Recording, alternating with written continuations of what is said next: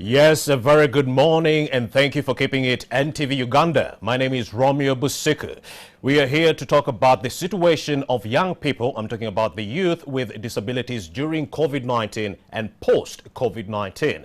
Well, we've been talking about people who are vulnerable during this period of COVID-19. We're talking about the elderly. We're also talking about the young girls, the young boys. But this time around, we would like to focus on the young people with disabilities, the young boys, the young girls. How have they been faring during COVID-19 and what will they be doing after the pandemic is done away with? Well, in studio we have three panelists with whom I'm going to be discussing this conversation with. I do have the Executive Director of Show Abilities Uganda, that is Betty Cheptowek. She's here in studio. She's not alone. She's also joined by the Chairperson of Show Abilities Uganda, Mr. Douglas Wadada. And finally, we do have Moses Serwada. He's a member on the board of Show Abilities Uganda, and he represents people of who are hard of hearing, and they join me right now in studio.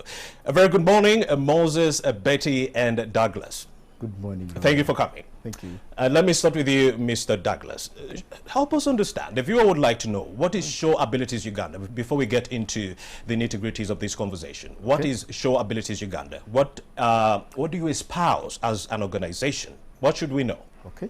Thank you very much, Romeo and viewers. Once again, my name is Douglas Wadada, and I'm the chairperson of the board of directors of SAU, which is Show Abilities Uganda. Briefly, Show Abilities Uganda is an umbrella organization that unites all youth with disabilities in Uganda, and this is an organization that was formerly Nudipu Youth, because our mother umbrella organization was Nudipu Youth, and it was a wing that was started way back in 2003. Mm-hmm. So we have different categories of youth with disabilities who are outlined in our constitution, and these include people with vision impairment who are partially blind, and that's where I belong, and those who are totally blind, that's for the visual. Mm-hmm. And then we have the hard of hearing, we have the deaf, and we also have the people with albinism, we have those with cerebral palsy, we have also those who are marginalized, people with epilepsy. And those are the ones we really look at during this pandemic, that most of these people are the ones who are really left out. And then we also have those with physical disability. But however, we also have the different regions represented. I come from the East. Like my name states, Wadada can never be from Central. Yes, yes. Yes, I'm a Mugisu, and I'm proud to be from the East, and I represent Eastern Uganda. Mm-hmm. I have Rachel Katushabe, who represents Central region. And then she represents people, the little persons, as we call it in our constitution. And then we have Madame Edida Koshaba. She's from Mbarara, so she represents Western region. And then we have Ekwong Ambrose. He represents the deaf, and he also represents the ones from the north. So for now, being a young organization, so far, that's our area of scope. It's really great, Mr. Douglas Wadada, to meet a brother on the show. Let me also bring in Betty Cheptowek. She's the Executive Director of Show Abilities Uganda. Help us understand, what is the population of young people living with disabilities in Uganda, and how have they been faring during the COVID-19 pandemic? Thank you very much, Romeo. My name is Betty Cheptowek. I'm the Executive Director of Show Abilities Uganda. Show Abilities Uganda, as an organization representing youth with disabilities in the country, where youth with disabilities fall in the general youth in the country. And as you are aware that the population of youth, according to housing census of 2014, accounts to 70%, and out of the 70% of the total population, the youth with disabilities constitute 18.4% of the population of this country. And looking at COVID-19 affecting the general, regardless of age, disability or wherever, the youth with disabilities emerge to be having more challenges compared to those without disabilities. And in this case, by virtue of our disabilities, by virtue of the different needs that we have as young people with disabilities, the aspect of social distancing has been a great challenge for us as persons with disabilities. I use a wheelchair sometimes, but I cannot do without a person to push me. I cannot do without a personal assistant to support me. I have those other ones who are visually impaired, they cannot walk because they live in darkness, and they need the support of someone else to guide them, to hold them, to understand where they are. So it becomes a big challenge for us as persons with disabilities generally, but also as youth with disabilities. You look at someone who needs a sign language interpretation. They cannot live without having a sign language interpreter, because in order for them to access the information, the awareness that is being created about COVID-19, they need a sign language interpreter. So someone who is down there without the services of a sign language interpreter is a big challenge for them to access information. When it comes to going to the hospitals, you want to go to, during the time of the lockdown, it was quite challenging, because if you're physically disabled, you are supposed to walk from one place to another. You are sick, you cannot walk because of the challenges that is around movements and mobility. So it's a big challenge, really. But the great news right here on the show, NTV Uganda, we do have Moses Sirwada. He's hard of hearing and he's been grappling with deafness. So Moses, help us understand, how have you been faring during the COVID-19 pandemic?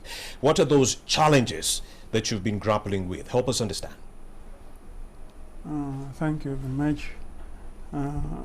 About this pandemic, and particularly focusing on people who are hard of hearing, and particularly focusing on people who are hard of hearing or deaf, or that category which has hearing impairment in general, there have been several challenges the pandemic has exposed. Would like to know those challenges, Moses. You find that many people are unaware about the reality or the existence of people who are hard of hearing, and as such, our needs have been always misunderstood. Whenever we have been trying to make an effort to market something that we think that caters for our needs to fit in maybe the standard operating procedures that the government put in place, we find ourselves not being catered for properly. For example, they have introduced the compulsory use of face masks. It's not that we don't want to use them, and we don't want to oppose the standard operating procedures, but these face masks are distracting us from reading the lips. Oh yes, I see. Yes, people are using the face masks and we cannot read their lips. So we have been trying to see that we come up with something like we've been trying to engage the government slowly to see that at least we can get transparent masks. These ones which can allow for lip reading. There's something here which is transparent, but this one continues and it is tight in here. But this, like, even though I have a mask, I can be understanding what Moses is saying. Yes. With that transparent mask. Yes. A transparent mask, it allows you and me to communicate. When you are communicating, I can look at you, I can read through the transparent mask. Yes. So that one becomes more accommodative. It supports the communication between me and you. So we don't want to oppose the government, saying that we don't want maybe to use the masks. Now, like this one, I can use it, but it blocks. It blocks communication. So when you are talking, maybe you are communicating to any hard of hearing person out there, and you are using this one, it becomes impossible for that person to pick what you're saying, because there is a difference between hearing and listening, and that one is only known to us. You may hear, but you have not listened. So it's just a matter of understanding our needs, because you are the ones who understand them most. So whenever we try to pass a message to educate, we need to see to it that the government can buy this message, and then they see how they can fit in our needs, and then we move close to the government. So besides those communication barriers, Mr. Moses, what else are you grappling with as people living with disabilities? Besides education. Besides the communication barriers. Now, look at the introduction of education systems to go online. Yes. They say that they are going to make education go online. TVs, what. There are some challenges that they didn't see, or they didn't clearly put into their programming. For example, when you look at the number of people who are hearing impaired in Uganda is quite big. And those ones who are deaf, for example, they need sign language interpreters. This one is not made part of the teaching when they are conducting the lessons on TV. Oh, yeah. It is not part of it. Why? Because deaf people, for example, they rely on sign language interpreters to pick the message. And for example, hard of hearing people, they also need an addition of captions, you know, these subtitles that pass on the screen. Somebody can read, and then there's that backup message that has to flow on the screen like this. It allows for people to understand what they are saying. But that component has been missing. It has been missing, and so many people have not benefited from that intervention in regard to education, which is very important. And besides that, we see that most of the materials, they are not in accessible formats. They say that they are going to share some materials. Yes, they share them, and we receive them, but some are not in accessible format. We also look at our other brothers and sisters who are maybe deaf, blind, all those ones who are blind in terms of accessing the education materials. How responsive are these education materials when they receive them? They lack the content of Braille.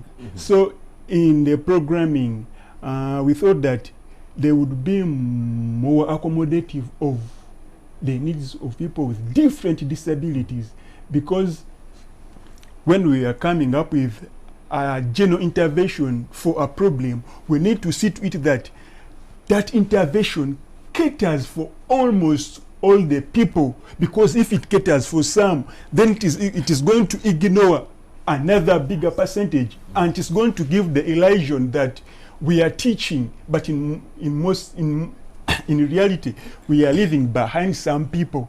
So this imbalance has always been there, even without this pandemic, and now this pandemic has just exaggerated the situation. All right, Moses Serwad is actually a member on the board of directors Show Abilities Uganda, and he represents hard of hearing people.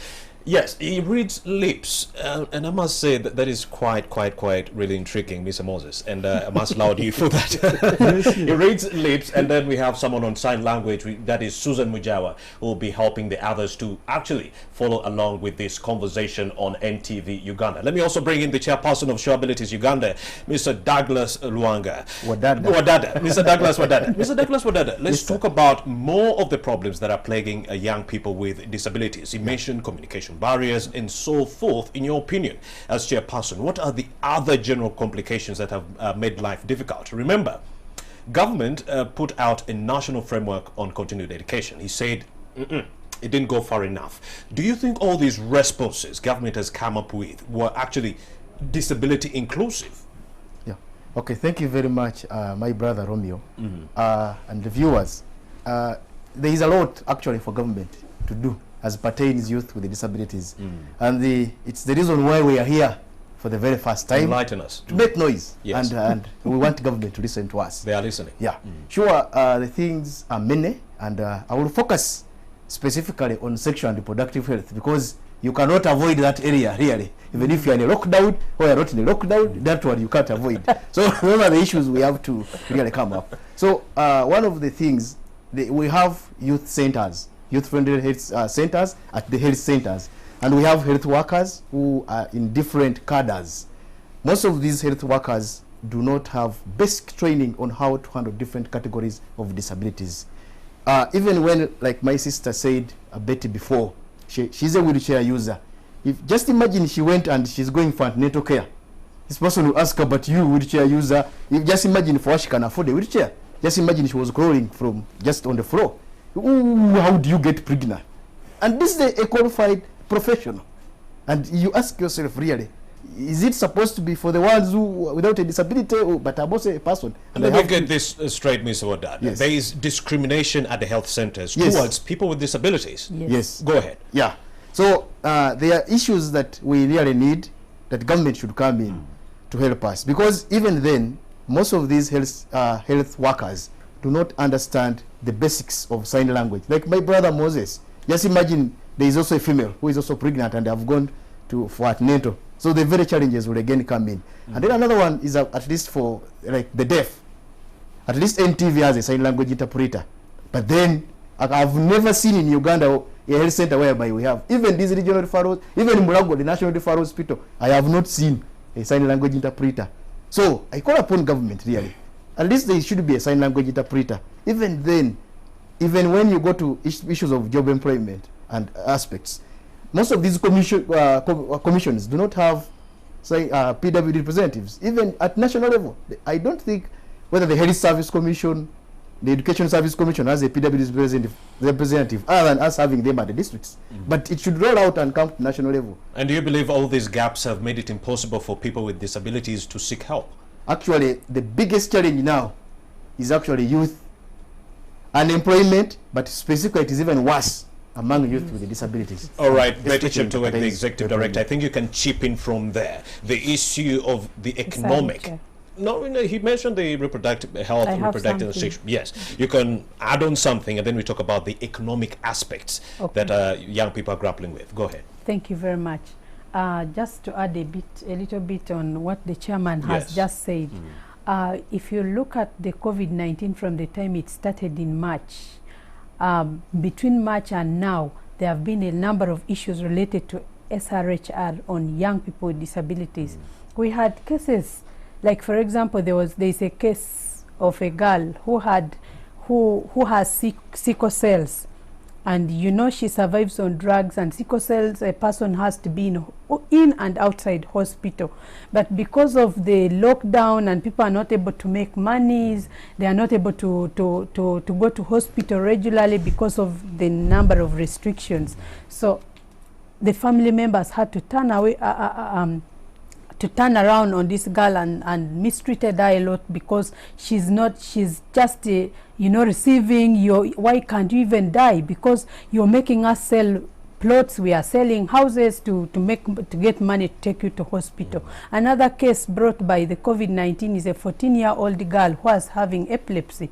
She went to one of the leaders in their sub-county, I will not disclose, and requested for food. She wanted to eat. I think you should disclose so that we put them out there in the light. I mean, if you're not going to give someone help and then we keep the name to ourselves, we are not actually helping that person. So who is this leader? Who is this leader? This is a leader with a disability, a counselor with disability again. And this girl had epilepsy, 14 years, from Noya district. So she had gone to a neighbor and then she needed something. She was hungry. She needed food. So this person took advantage of her, raped her, defiled her, and then at the end of the day, this girl had to be triple marginalized. She has epilepsy. We don't know whether she's even pregnant right now. We don't know whether she may even be sick or not. So those are still challenges that really affect major challenges. Betty, is this leader in jail?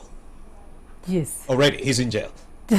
I am told that they took, the leaders within the locality took action on this person, but we are yet to follow up and find out the results. Okay, that is amazing, because Betty, we've had some very, very callous information that actually purports that many young girls have gotten pregnant during this COVID-19 period. We are talking about able-bodied young girls between the age of 14 to 17. But help us understand, what are the numbers when we talk about young girls with disabilities? Is it the same issue or even worse?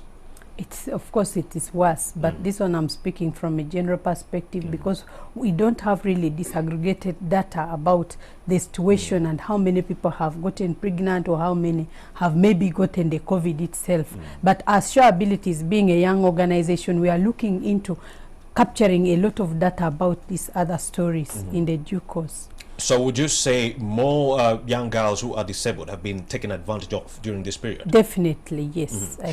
That one I can assure you. All right, Mr. Moses Serwad, let's talk about people who are hard of hearing, the deaf, and also the people who are blind. Let's talk about issues to do with economic consequences of COVID-19. How have you been faring when it comes to finances? About finances, I think most of our members, for example, have been affected somehow because of the lockdown and its restrictions, you find that some jobs have not been profitable, and they have been putting members into a situation of making losses after investing. Now, many have been complaining about that issue of making losses in businesses, and after making a lot of investments, so many members had started these circles, started forming circles, but when the COVID broke down, and that's when the circles were affected. Members have not been saving. Members have been complaining about the savings. Now they need to get their savings back before even the agreed time. Yes. So there has been a general problem in handling, for example, the circles business and taking care of the businesses that were affected by the restrictions of the lockdown.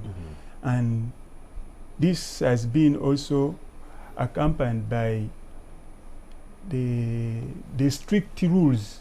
Strict rules, for example, there are those ones who have been trying to come up with some small businesses. But these small businesses, the government does not allow them to conduct these businesses. Why? Because there are some local government requirements. But there is that push for youth with disabilities, for youth who are hard of hearing, for example, who want to do something. And now, whenever they try to do something, that exemption still misses. At least if they can recognize that maybe this one is a youth with a disability, or this one is a deaf person, or this one is a hard of hearing. Then they lower the requirements. Yes, at least they can at least lower the requirements, or even they can allow the person to operate in an environment. The environment of operation may be the one conducive for him or her to do that business constructively or properly. So when the person loses the opportunity to work in that place where he or she had identified an opportunity, so it becomes hard for him or her to go and be in a place or which is gazetted by the government and make business from there, because the competition there will be too much, because it's competing with people who are able-bodied. Yes, people who are normal and everything about them, they are not disabled, they don't have any impairment challenges. So the chances of somebody being or coexisting with others who are working in a business environment without a disability, the competition is always high, and it always favors those who are not having disabilities. So when we come to business, sometimes we need to look at considerations of empowering these youth with disabilities, for example, who have come up to initiate something, who are trying to make sure that they don't just sit back. Despite them having disabilities, they are coming to showcase that they have some abilities in them.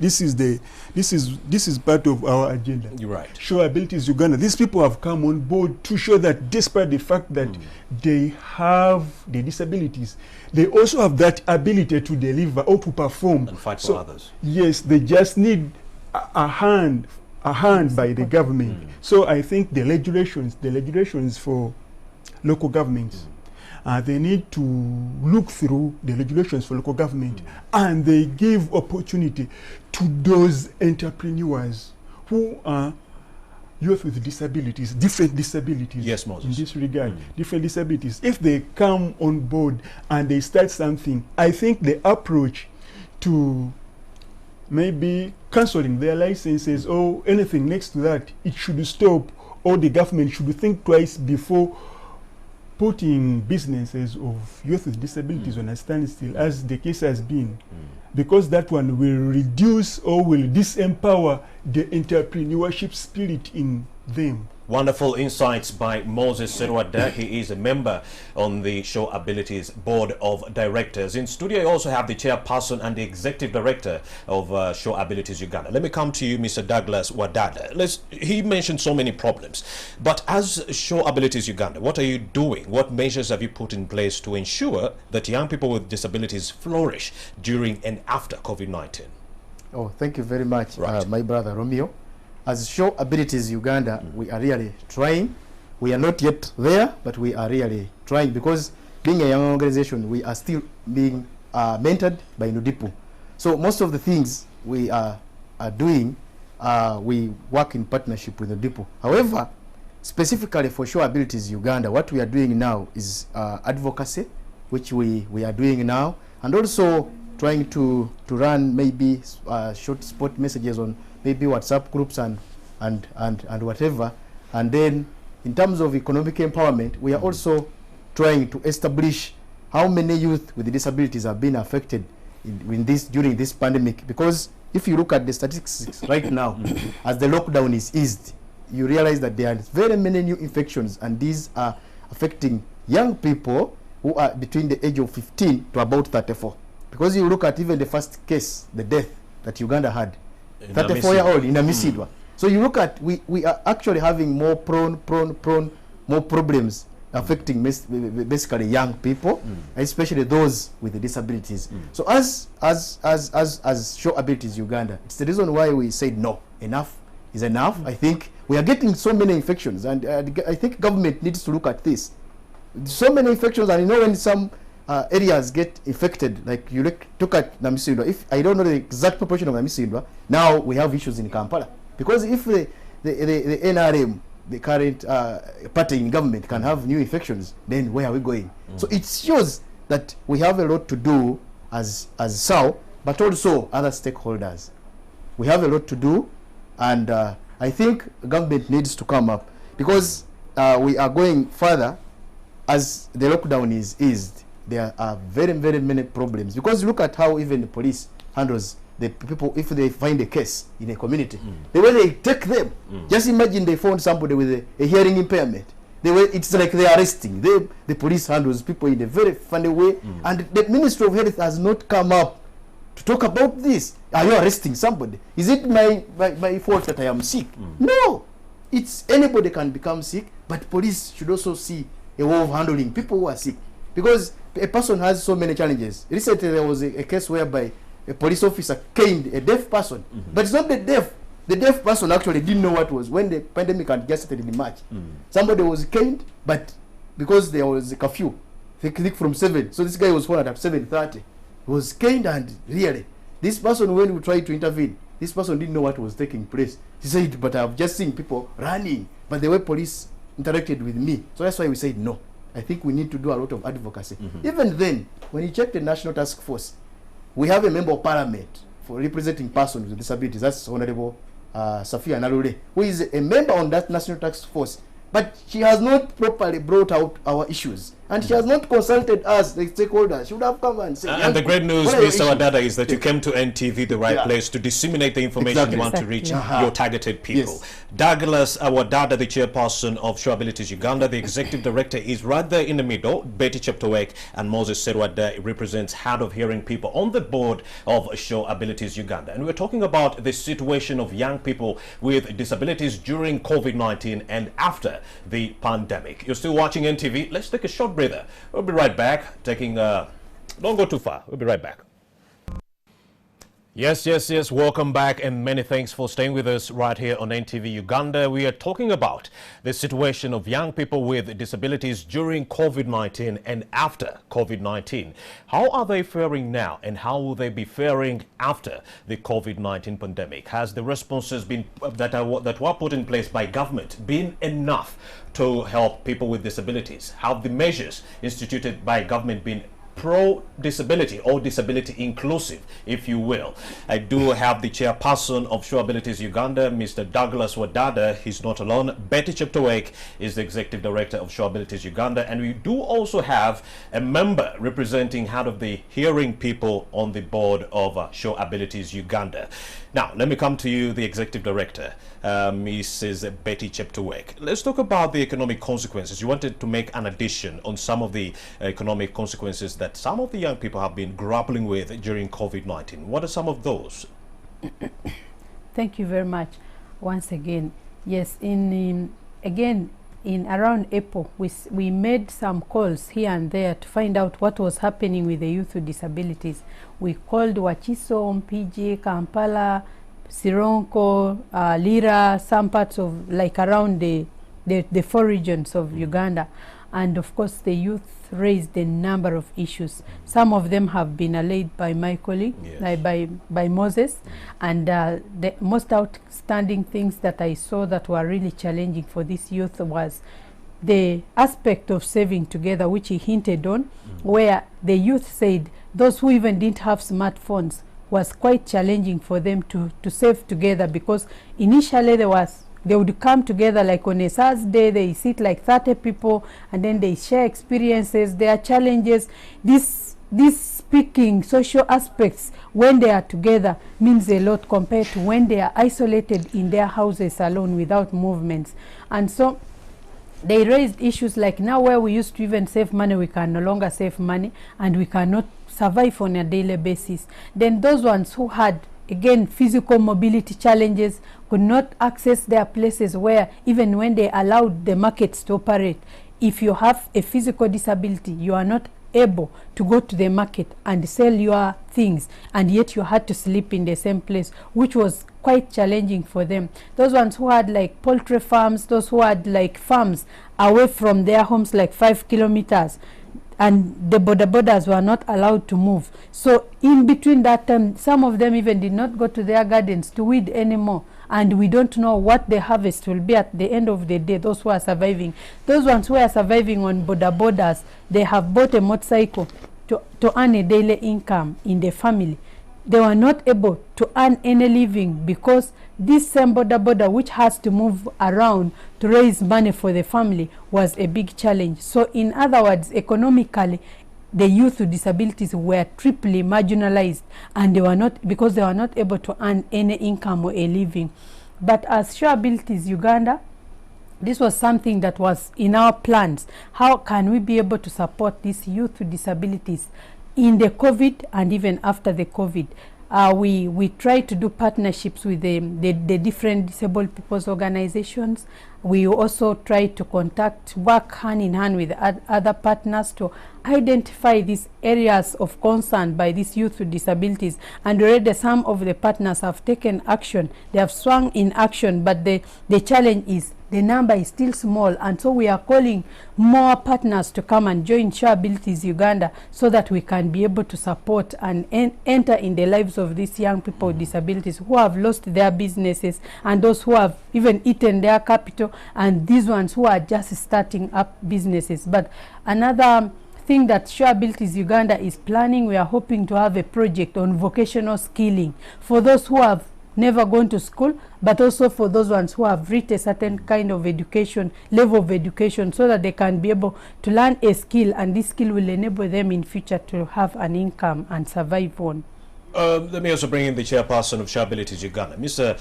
Douglas Wadada. We've gotten some information that is verified that young people have been dropping out in numerous numbers because of poverty and so forth, and they emphasize that even after the lockdown, because of the poverty, people are not working, the parents, the young people with disabilities might not make it to school once again. Now, in your opinion, as Sure Abilities Uganda, what needs to be done by government to alleviate the suffering of young people with disabilities in Uganda? Okay, thank you very much, Romeo. Like you asked, what should government do, especially in line concerning education? Indeed. I think government has put, there is that aspect of affirmative action, but I think government has not done enough. Recently, I saw that government was requesting schools to refund school fees. I don't know where these head teachers are going to find money to give to parents So like Moses said, people have not, the youth have done badly, and most of them, I think, come from families which are with the economic status is very low. So what I will request is, instead of government looking at affirmative action again, there is use, there is UPE, universal primary education. Why can't government put some exemption? Because the youth with disabilities are not so many. There can be a way that they can help them, like giving bursaries, such that they can, because especially if you checked now and looked at issues of domestic violence and sexual harassment and whatever, and rape, call them, they are actually affecting, these are youth with disabilities who have been affected. So what I think government should do is they should bring up, like, I think a loan, much as there is the higher like a loan scheme for PWDs. Yes, a loan scheme for PWDs in general, but of course whoever is at school is a youth. I have not seen, but at least targeting the lower classes, so that there is a loan scheme. Even then, because now you have no job even when you have a disability. Now what the government should do is, if they are coming up with a loan scheme, they should call us and say, can it be a loan, and how will it get paid? Can we put up modalities on how this loan should be paid? Yeah. Moses Serwada, let me also bring you in. What needs to be done by government to alleviate your suffering at this time? Generally, what government should do? Generally, I think, first of all, like in education, government needs to make a stronger case on special needs education teachers. That's amazing. In this COVID response, government needs to put a lot of emphasis on special needs education teachers, because they are now a channel passing information to many. So in any case, there is an intervention now that is helping learners with disabilities, for example. These special needs education teachers, they need to be empowered. And they also have to be practical. For example, there is need to be a strong media engagement with the special needs education teachers. The strong media engagement is the one that can help those ones who are willing to study, like on TV, just like the government proposed. Those ones who are willing to study on TV, if there is a strong media engagement with the teachers of special needs education, then learners with disabilities may be able to follow. So you're saying keep the able-bodied teachers for the able-bodied learners, but also get special needs educators? Yes. All right. And then there is strong attachment with the media in case they are going to rely on the media. Now look at this proposal of using radios as a channel of communication. Hard of hearing people, we don't rely on that. Deaf people, they don't rely on that. And now, how do we fit in? We don't fit in. And when it comes to television, they use sometimes, I don't know, I've not seen a lesson where they even include sign language teachers. I've not seen it. Instead, I just see teachers teaching normally. After this conversation, it will happen. Yes, teachers just teach in usual perspective. So it means that is a deliberate effort of leaving us behind. So if a teacher has to appear on a television, a sign language interpreter must be there. Two, we people who are hard of hearing, for example, we use captioning.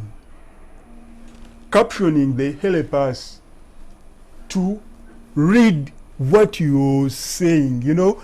Transcribing, they put that information, what the teacher is saying, on a screen. That information keeps passing on a screen. That one is sometimes practical on YouTube, where there is that option of selecting captions. So when something is being said or something is being run, you can easily follow using the captions. So that one is very important for hard of hearing people to fit in. And now the president has been updating about COVID. This information has been inaccessible to many of us who are hard of hearing. How the president has been coming and talking we strongly wish to hear and follow what the president is saying in regard to the Ministry of Health procedures that they are putting in place for their COVID-19. But the mechanism they are using to pass this information to us is not accommodative. So when we find ourselves on the wrong side, the law is too tough on us. All right. And now that is where we need the government to be involved in implementing issues that we are talking about, such that we can move steadily with the government.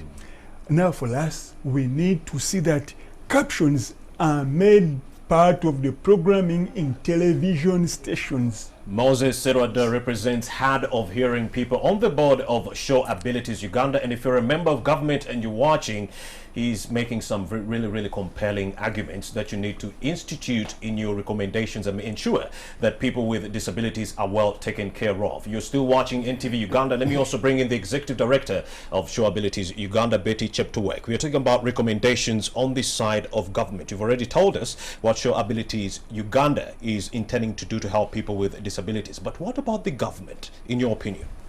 Thank you very much.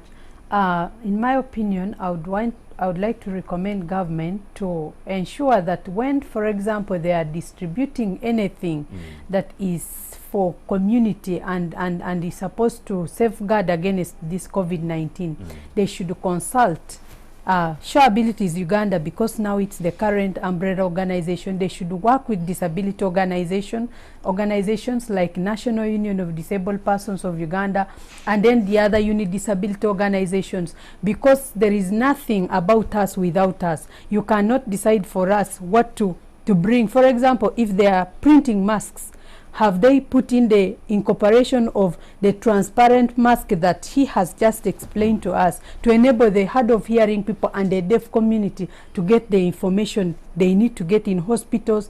There is need also for government to look into the sign language interpreters at all levels, so that information accessibility is to all equally. Then when you're looking at solving the problem of economic empowerment, they should take in consideration data, at least some data about persons with disabilities or youth with disabilities in general, so that we are part and parcel of the cake or whatever that is going to be divided, that we are also celebrating and benefiting. I can give you an example. Recently they were distributing nets, but now we don't know how many of the people who received those nets are even persons with disabilities or youth with disabilities. So there should be some consideration for the persons with disabilities generally, but also when it comes to youth issues, youth with disabilities should also be targeted directly. In terms of education, let them use accessible formats that can be accessed across the board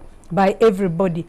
If you introduced, like they have introduced, the televised kind of education, what about those ones who are at grassroots level? They even don't know that COVID is actually a pandemic that is happening currently, because there are no deliberate efforts towards them. So let it cut across the board, that when there are any kinds of education materials that are supposed to be given, let them conduct a data survey about persons with disabilities. And in terms of health?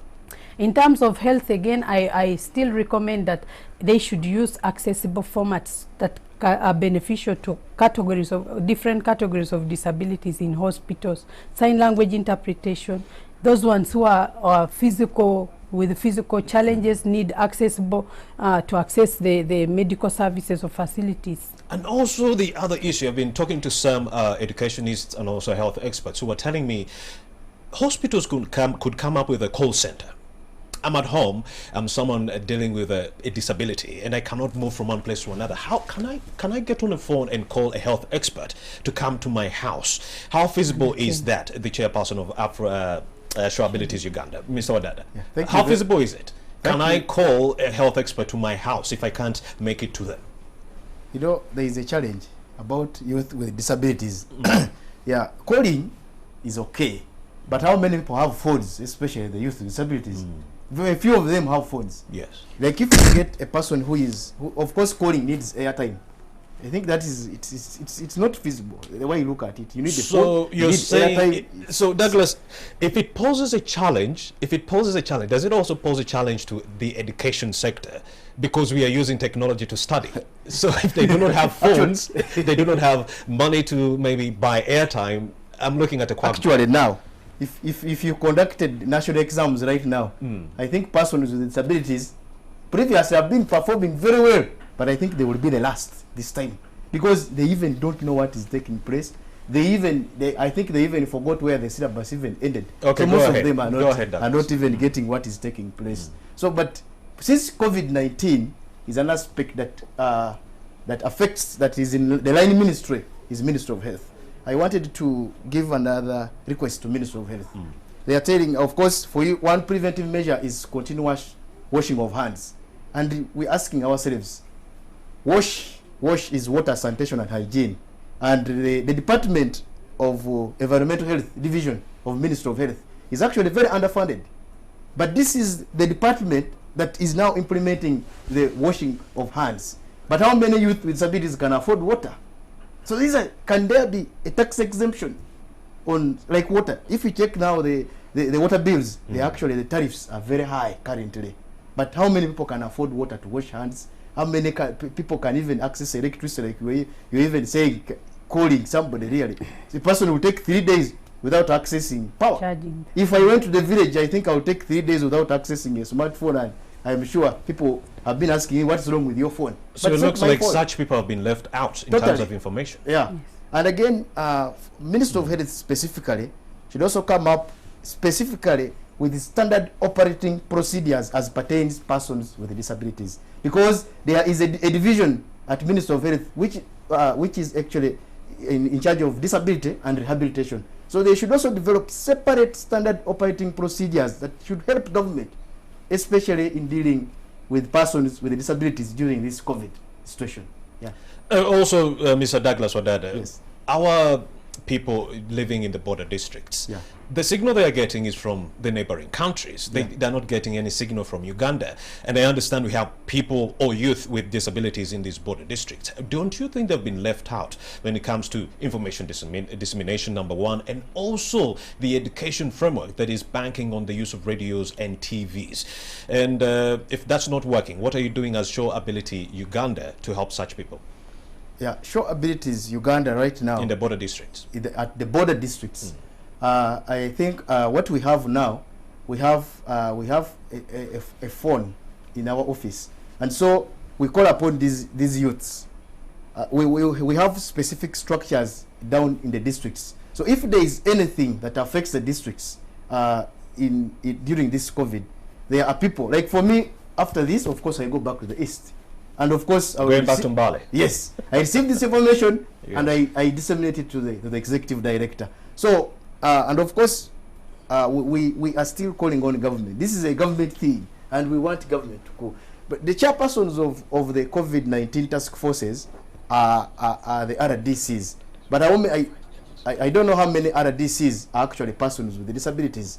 And so we would also think government should also at least consider persons with disabilities to have this expertise, because it's hard for somebody, like Betty said, there's nothing for us without us. You can't think for us. It's hard, really. You can't think for me. You can't think for her. She has a need that, but these are people who are taking decisions, and persons with disabilities are even left behind. The task forces at districts, like you said, most of them are actually underfunded. They don't have money to even sit. There's even no person with disabilities who is even represented on the task forces. But even then, if he is there, the whole district task force is underfunded. So what do we expect? Of course, I think cases are going to escalate, especially at the border districts, because even the borders are closed, but they are still porous. And another issue, Betty Cheptowek, the Minister of Education is launching a second framework on continued learning. Now, the first framework was phased out. Did the young people with disabilities receive this material?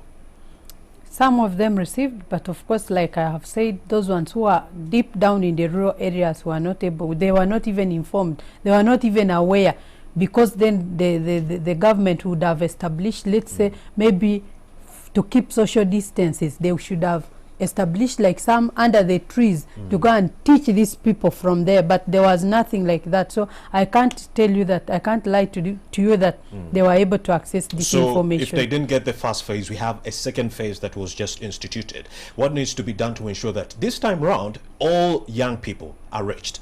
I still think that the government should take efforts to do some data survey to find out how many persons with disabilities or young people with disabilities who are school going that are in a certain village, and then that one will help us, because the mother organizations, the disability movement has been making some noise around education. Nudipo was here 2 weeks ago making the same noise. So I'm sure there might be some changes, but for us, we want to see that there are deliberate efforts to target these grassroots deaf people, the deaf blind people, the physically handicapped, so that when we see our people with disabilities participating with the others, and then we can say, yeah, it is a good initiative. All right. In these last 4 minutes, I'm going to give you each a minute to give us your closing remarks. I'm going to start with you, Moses. Closing remarks. Just to add on what the executive director said, government needs to be more engaging of disabled people organizations. Because so government needs to be more engaging. Okay. It needs to be more engaging. It needs to engage disabled people organizations. All right, Moses. Maybe in the course of developing those standard operating procedures, the programming must be disability sensitive and inclusive. All right, and then Betty? Thank you very much. I just want to thank our supporters who gave us the opportunity to be in this place, but to strongly urge government to always consult us and never do anything without the disability movement, because it is us who understand our own challenges, and not even you can tell. You would have not told Moses' issues, but now you have learned a lot. So if NTV can embrace us, we want to always keep up with NTV so that our issues reach out to the whole public, including government and ministry. And Mr. Wadada? Yeah, thank you very much, my brother Romeo. Finally, of course, this is a political season, even when there is COVID-19. I would like to urge my fellow youth with disabilities that this is the time. There is no other time for the next 5 years. So if there is any chance, please let's take up these elective positions. But at whatever level, I am sure we can influence any policy. We cannot make this noise without our own at those grassroots. Much as there is affirmative action, but government only has 5 members of parliament. We also request government that government should also have a specific slot for at least youth with disabilities to go to parliament. All right. Douglas Wadada is the chairperson right there of Showabilities Uganda, and Betty Cheptowek is the executive director of Showabilities Uganda. And we also had a member on the board of Showabilities Uganda representing hard of hearing people, and that is none other than Moses Serwada. Many thanks for having made the time to speak to us right here on NTV. And the show has come to an end. We were talking about the situation of young people with disabilities during and after COVID-19. My name is Romy Busiku. Have yourselves a blessed day.